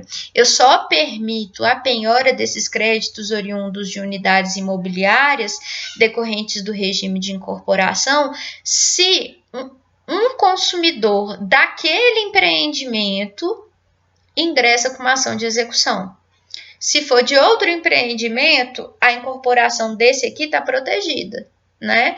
Agora, se for um consumidor desse empreendimento aqui, eu posso permitir a penhora. Por exemplo, eu comprei um imóvel na planta da Patrimar para que ela me entregue um apartamento do edifício Rovereto. Isso quer dizer que aquilo que ela está recebendo de mim, ela vai aplicar na construção do edifício Rovereto, né? Então, ela está construindo, utilizando meu dinheiro ali. Se um consumidor, por exemplo, o Gabriel, ingressa com uma ação de execução contra a Patrimar, aquela ação não pode atingir o patrimônio do edifício Rovereto, né? Os capitais recebidos para poder executar a obra do edifício Rovereto. Agora, eu, Camila, se desejo executar a Patrimar, porque ela está descumprindo o meu contrato, eu, obviamente, vou poder penhorar os créditos oriundos do edifício Rovereto. Não tem problema nenhum, porque eu sou consumidora atingida. Ok, pessoal? O parágrafo 1º do 833 traz uma situação importante que também é uma exceção à impenhorabilidade, porque ele coloca assim: a impenhorabilidade não é oponível à execução de dívida relativa ao próprio bem, inclusive aquela contraída para sua aquisição. Então, vejam, dívida relativa ao bem, dívida de IPTU, dívida de financiamento, são dívidas adquiridas para que o bem fosse, são dívidas contraídas para que o bem fosse comprado, adquirido, ou então dívidas relativas à própria coisa. Nesse caso, se eu estiver executando esse tipo de dívida, é a própria coisa que eu vou penhorar, beleza? Então, eu vou penhorar o patrimônio, o apartamento, se existe dívida de IPTU sendo executada, né? Eu vou penhorar o apartamento se eu deixei de pagar o financiamento do próprio apartamento, né? A penhora recai sobre a própria coisa enfim, eu adquiri a dívida para poder adquiri-la, né? Relativa àquela dívida. Ok, pessoal? O 834 vai dizer assim: podem ser penhorados à falta de outros bens os frutos e rendimentos de bens inalienáveis. Então, suponhamos que eu tenha um determinado apartamento que eu recebi como herança do meu pai, gravado com cláusula de inalienabilidade. Ele não pode ser penhorado. Só que se eu alugar esse bem para Thaís, né, os aluguéis que eu recebo da Thaís podem ser penhorados, já que eles são frutos decorrentes de um bem inalienável. Eles são rendimentos originários de um bem que não pode ser objeto de penhora, mas os frutos podem, os rendimentos podem, beleza? Bom, a respeito da impenhorabilidade, pessoal, é só, vocês vão ver que nos slides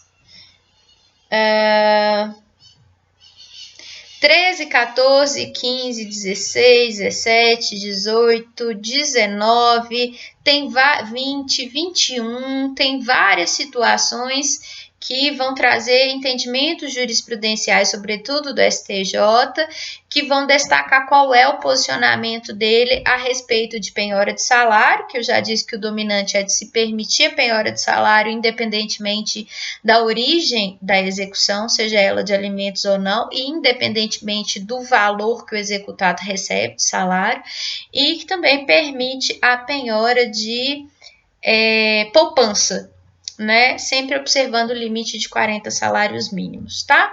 Coloquei uma questãozinha do exame de ordem no slide 22 para vocês, depois vocês vão tentar fazer em casa para eu corrigir com vocês. E eu queria falar de uma última situação de impenhorabilidade que está prevista na Lei 8003 de 1990, que é a lei que rege a impenhorabilidade do bem de família legal. O que é o bem de família?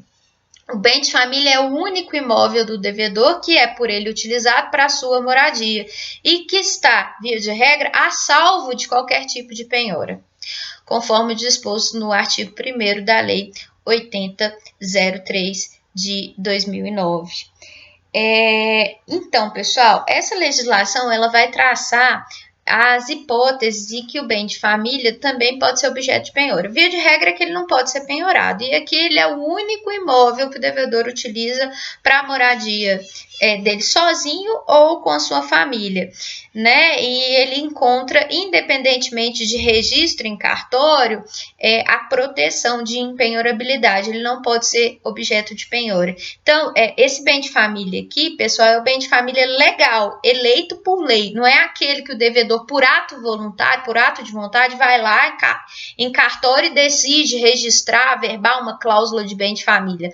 Não é essa cláusula aí que torna o bem residencial do devedor um bem de família ressalvado de qualquer tipo de penhora. Bem de família legal é aquele que o devedor utiliza para a residência de si e de sua família ou de sua família, né? Que ele utiliza para morar. O único bem residencial, ainda que o devedor seja solteiro, seja divorciado ou seja viúvo, é que ele utiliza para residência. Suponhamos que haja um bem de família legal e um bem de família voluntário, ou seja, o bem que ele utiliza para residência e um bem que o devedor foi lá por ato de vontade e elegeu o bem de família. Qual que eu vou considerar como a salvo da penhora? Sempre o de menor valor. A impenhorabilidade vai recair sobre o de menor valor. Beleza, pessoal? Bom, se o bem de família está alugado e a renda da locação é revertida para a subsistência do devedor, a renda relativa ao aluguel não pode ser objeto de penhora também, conforme diz o enunciado da súmula 486 do STJ, beleza? Mesmo os bens de família de elevado valor, se o devedor, por exemplo, reside numa casa que vale R$1 milhão, mesmo que ela valha R$1 milhão, o bem de família está ressalvado a penhora. Ele não pode ser objeto de penhora, mesmo valendo muito. Beleza, pessoal? Mesmo valendo muito, a casa do devedor não pode ser objeto de penhora. Existe a possibilidade de o imóvel ser desmembrado entre imóvel residencial e a parte comercial. A parte comercial, nessa hipótese de imóvel desmembrado, pode ser objeto de penhora, só a parte residencial que não pode, que está protegido da penhora. Beleza? Mais alguma coisa? Circunstâncias em que o bem de família pode ser penhorado. Essas circunstâncias estão estabelecidas no parágrafo 3º da Lei 8003, que vai dizer o quê, pessoal? Não pode ser objeto de... pode ser objeto de penhora o bem de família para pagamento de crédito de financiamento de construção ou aquisição do próprio imóvel. Então, quando eu adquiro um financiamento para comprar a minha casa, se eu deixo de pagar o financiamento, mesmo sendo a minha casa bem de família, ela pode ser penhorada, tá? Porque geralmente a casa é dada como garantia para pagamento. E ainda que não seja dada como garantia, como o financiamento foi adquirido para que a coisa fosse adquirida, é possível a penhora, como diz o próprio CPC que a gente terminou de ler aqui agora, né, o parágrafo 1º do 833. Isso também está no inciso 1º do artigo 3º da Lei 8003. Também é possível se penhorar bem de família pelo credor de pensão alimentícia, mas resguardado o direito do coproprietário, que com o devedor seja casado ou que com ele convive em união estável. Então, também é possível penhorar bem de família em execução de alimentos, resguardado o direito de meação da pessoa com quem o devedor de alimentos é casado. A gente já trabalhou isso na prática civil, né? Então, o coproprietário ou cônjuge que não tem nada a ver com a execução de alimentos, ele tem o direito de ter a meação dele preservada. É possível penhorar também bem de família para pagamento de impostos que incidem sobre o imóvel, como IPTU e despesas condominiais. Então, IPTU e condomínio também dá margem, justifica a penhora do bem de família. Para pagamento de dívida resultante de hipoteca sobre o imóvel oferecido como garantia nos casos de financiamento bancário em que o devedor oferece a sua própria casa ou apartamento como garantia da instituição financeira. Então, por exemplo, se eu contraio uma dívida para fazer com que o meu negócio cresça e dou meu apartamento em garantia, mesmo ele sendo bem de família, vai incidir penhora sobre ele. Também é possível a penhora do bem de família para pagamento de dano resultante de crime pelo qual o devedor foi condenado criminalmente por sentença transitada em julgado. Então, por exemplo, se eu sou condenada pela prática de um estupro e tenho que indenizar a vítima pela prática desse estupro, se eu não pagar espontaneamente a indenização, a penhora para pagar a indenização pode incidir sobre o bem de família, beleza? Bem de família pode ser penhorado, por fim, para pagamento de dívida de fiador que nesta condição se vinculou a contrato de locação. Então, o fiador não é nada protegido quando ele decide afiançar um contrato de locação. Se o locatário deixa de pagar o aluguel, ele, locatário, não tem o seu bem de família penhorado, mas o fiador tem. Essa situação, além de ter previsão legal expressa lá do artigo 3º, no último inciso, tem previsão também na súmula 549 do STJ, beleza? Questões para a gente encerrar. Diante da multiplicidade de imóveis residenciais, pode ocorrer a penhora do imóvel de menor valor, né? Dispõe que a penhorabilidade vai recair sobre o bem de menor valor, então, tendo vários imóveis que podem ser eleitos como imóvel, como bem de família, a impenhorabilidade recai sobre o de menor valor. Aí, corrigindo uma informação anterior. Quando tiver cláusula verbando que é aquele bem de família, aí, independentemente do valor dele, ele que vai ser o bem de família. Desculpa, tá? Tô pedindo desculpas, porque eu cometi um erro anteriormente. Eu falei que é sempre o de menor valor. Não. Sempre o de menor valor vai ser quando existem vários bens que podem ser bem de família, mas não existe cláusula registrada em nenhum, né? Isso quer dizer que eu posso ter a proteção em qualquer deles. Nessa situação, sobre qual bem a proteção vai recair? Sobre o de menor valor. Agora, se eu tiver a seguinte situação, um bem gravado com cláusula de bem de família e outro bem que é residencial sem cláusula de bem de família, sobre qual desses dois bens a impenhorabilidade vai prevalecer? Sobre qual cláusula? Tal que estiver gravado com a cláusula que vai ter o bem com a proteção, que vai ter a proteção de impenhorabilidade, ok? Só corrigindo a informação anterior que havia sido equivocada. Que mais? Vaga de garagem também pode ser objeto de penhora, mesmo que ela esteja vinculada a um bem de família, desde que a vaga de garagem tenha registro próprio. Então, imaginem um prédio. Eu tenho meu apartamento e uma vaga de garagem correspondente ao meu apartamento. Se essa vaga de garagem tiver registro próprio, ainda que ela seja vinculada ao bem de família, ela pode ser penhorada. Ok? Esses são os principais detalhes aí em relação à questão da impenhorabilidade do bem de família. Documentação do penhora. A penhora ela pode ser formalizada por termo nos autos ou por auto de penhora. Termo nos autos é aquilo que o escrivão lavra, ou seja, quando a penhora ela é requerida no bojo do processo e quem requereu a penhora, o exequente apresenta documento relativo ao bem que vai ser penhorado. Por exemplo, ele apresenta a certidão de matrícula atualizada do bem que ele requer a penhora. O próprio oficial de justiça, sem precisar se deslocar até o bem para fazer a penhora e a avaliação dele, ele faz a penhora por um documento redigido nos próprios autos, dizendo que a data tal, ele está penhorando tal coisa, conforme certidão apresentada a tal folha, né, que essa tal coisa vale tantos reais, enfim, ele vai redigir um documento que formaliza a existência da penhora nos autos, sem que ele precise se deslocar até o local onde se situa o bem para poder penhorá-lo, beleza? O termo nos autos é redigido pelo escrivão. Já o auto de penhora é confeccionado pelo oficial de justiça quando é necessário um deslocamento extraprocessual do oficial de justiça, quando é necessário que ele se dirija até o local onde se situa a coisa a ser penhorada, para que haja penhora, e a avaliação é um ato extraprocessual, né, que é elaborado por um oficial de justiça quando ele se desloca até a coisa para verificar quanto ela vale e redigir o auto de penhora ali. A diferença do termo e do auto é essa: escrivão, oficial de justiça, intra-autos e extraprocessualmente, beleza? Nesse termo ou no auto de penhora, é necessário que haja nomeação de um depositário. Depositário é aquele que vai guardar a coisa penhorada até que haja solicitação de expropriação por parte do Poder Judiciário, beleza?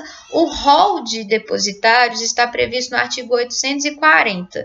Vou só ler aqui rapidinho para vocês, olha só. Serão preferencialmente depositadas as quantias em dinheiro, papéis de crédito, pedras, metais preciosos no Banco do Brasil ou na Caixa ou em banco oficial, móveis, semoventes e imóveis urbanos, bem como direitos aquisitivos sobre imóveis urbanos em poder de um depositário judicial, imóveis rurais e direitos aquisitivos sobre imóveis rurais, máquinas e utensílios, além de instrumentos necessários e úteis à atividades agrícolas em poder do executado.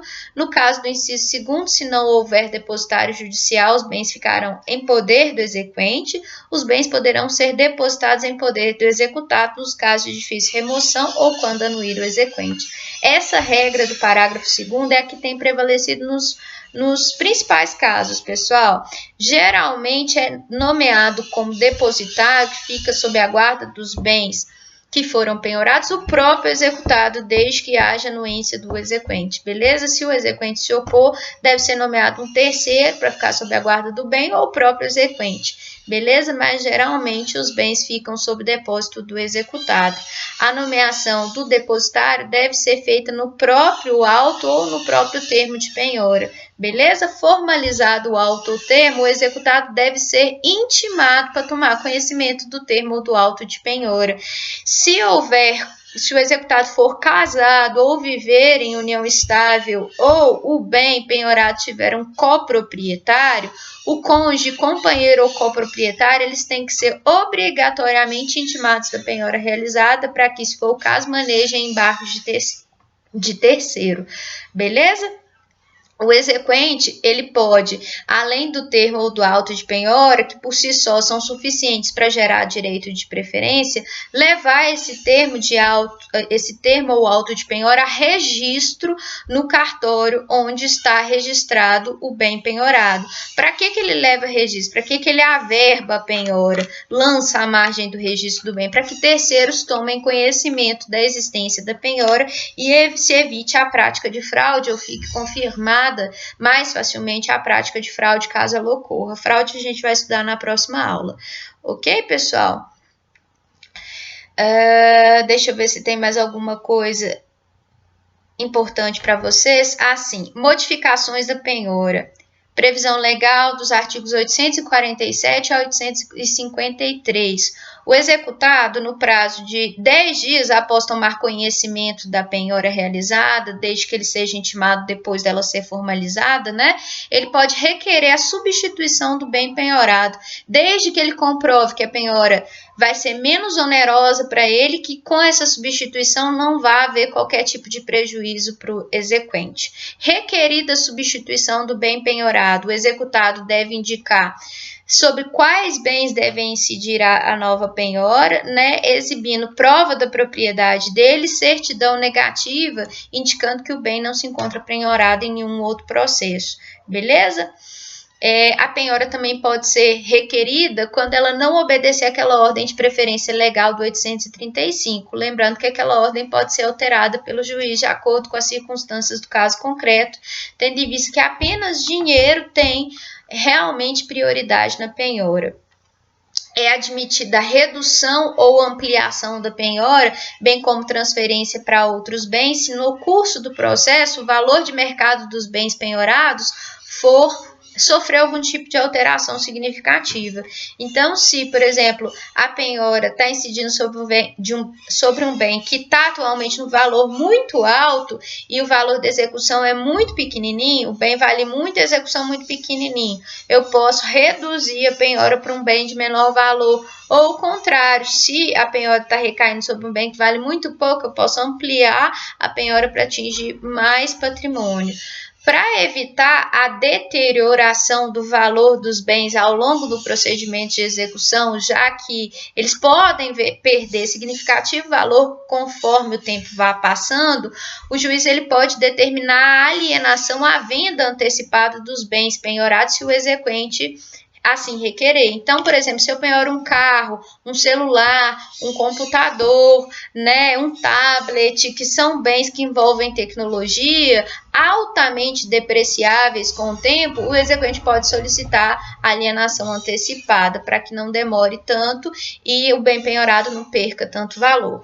Último ponto da aula, pessoal, penhora eletrônica, que é a chamada penhora por convênio Bacenjude ou penhora online, que está no 854, que é um ato extremamente importante,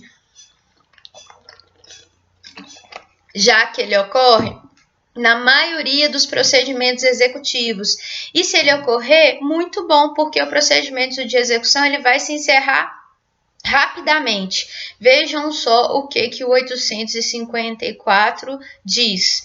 Para possibilitar a penhora de dinheiro ou depósito em aplicação financeira, o juiz, a requerimento do exequente, sem dar ciência prévia ao executado, determinará as instituições financeiras por meio do sistema eletrônico gerido pela autoridade supervisora do Sistema Financeiro Nacional, que torne indisponíveis ativos financeiros existentes em nome do executado, limitando-se a indisponibilidade ao valor indicado na execução.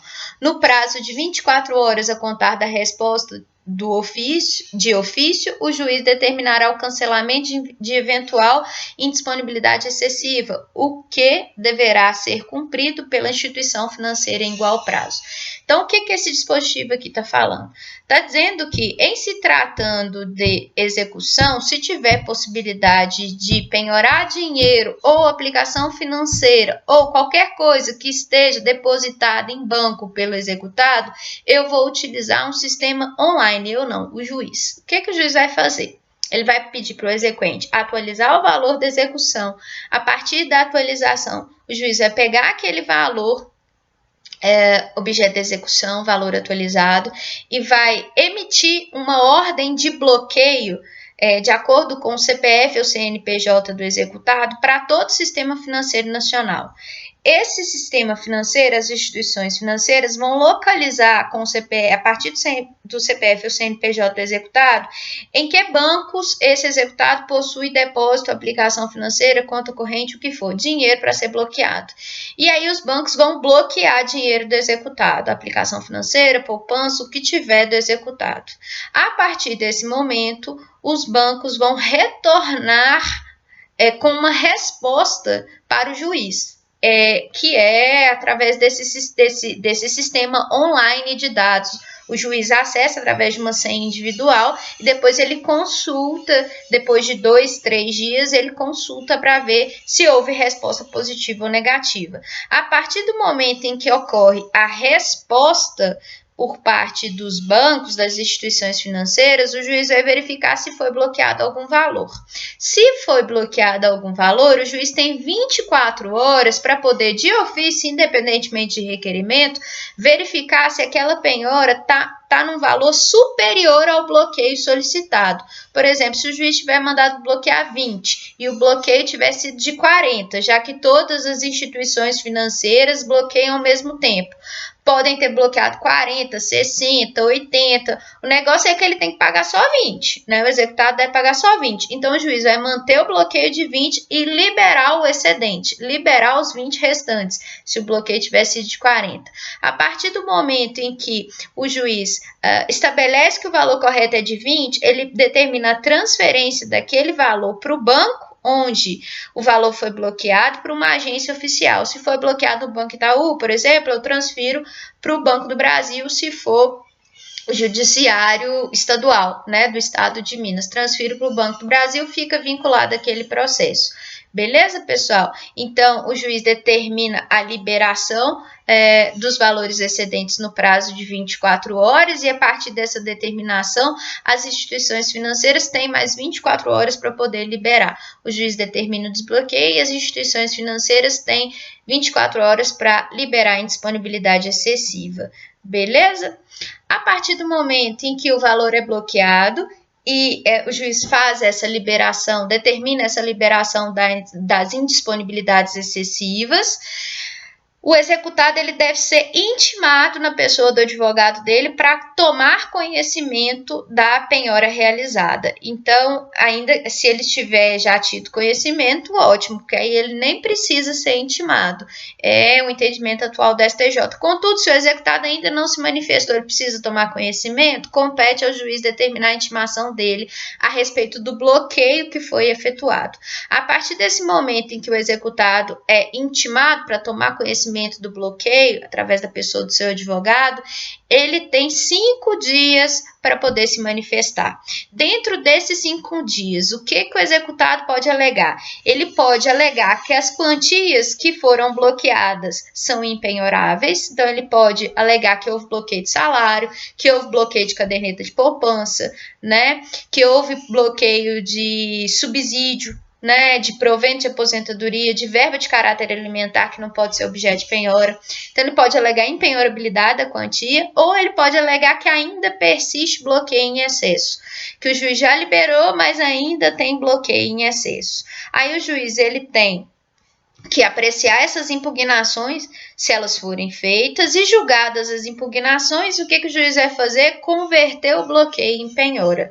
Beleza? O juiz aprecia as impugnações e converte o bloqueio em penhora. A partir desse momento em que o bloqueio for convertido em penhora e resolvidas as impugnações, o juiz manda lavrar o termo de penhora, né? E o que ele vai fazer? Se o montante ainda não tiver sido transferido para a instituição financeira oficial do judiciário, ele vai determinar a transferência e a partir de então ele está autorizado a emitir alvará para levantamento por parte do advogado do exequente ou do próprio exequente. Beleza? E aí, só procedendo à leitura do parágrafo 8º, que é importante, vejam só. A instituição financeira é responsável pelos prejuízos causados ao executado em decorrência da indisponibilidade de ativos financeiros em valor superior ao indicado na execução ou pelo juiz, bem como na hipótese de não cancelamento da indisponibilidade no prazo de 24 horas, quando assim o juiz determinar. Então, aqui é importante destacar o seguinte, pessoal, que tanto o juiz quanto a instituição financeira, eles podem ser responsabilizados, o juiz por abuso de autoridade e a instituição financeira responsável civilmente pelo fato de haver manutenção de bloqueio excessivo. Então, se o juiz verifica que o valor bloqueado está em excesso, ele tem que determinar a liberação, né, no prazo de 24 horas. E a instituição financeira tem que desbloquear esse valor excessivo no mesmo período, sob pena dos dois poderem ser responsabilizados, ok? Por último, pessoal, a última coisa ainda relativa à responsabilidade patrimonial é o que está dito no artigo 791, que trata da questão do direito de superfície. O direito real de superfície é algo que vocês estão estudando agora nos direitos reais, né? Ele está regulamentado pelos artigos 1369 a 1377 do Código Civil e ele atribui, né, a alguém, o proprietário de uma determinada terra, atribui a alguém o direito de construir ou de plantar em seu terreno, né? Aí eu vou ter duas figuras, o proprietário do terreno e aquele que, por direito de superfície, adquire o direito de construir ou de plantar na superfície do terreno. O 791 vai dizer assim: Se o proprietário do terreno sofre execução, apenas o terreno pode ser penhorado. Se é o superficiário, ou seja, o titular de direito de superfície, que é o executado, apenas as accessões, construções e plantações edificadas sobre o terreno é que podem ser objeto de penhora. Ok, pessoal? É isso que o 791 vai dizer. Execução contra o proprietário atinge só o terreno. Execução contra o superficiário atinge só as plantações e construções que o superficiário tiver feito sobre o terreno em razão do direito de superfície. Ok, pessoal? A respeito de responsabilidade patrimonial é só isso tudo, né? Tem bastante coisa aí para leitura. Tem exercício lá no SGA, eu vou postar outros exercícios para fazer com vocês depois que nós terminarmos a matéria de fraude. Eu gostaria que vocês acompanhassem as nossas aulas por meio dos slides, essa aula sobretudo por meio dos slides, e lessem também o livro do Daniel Assunção, lá no capítulo 45, que vai tratar nas páginas 1887 a 1931 sobre responsabilidade patrimonial e também sobre penhora. Ok, pessoal? Qualquer dúvida eu estou à disposição de vocês e até mais. Beijo, beijo, tchau, tchau.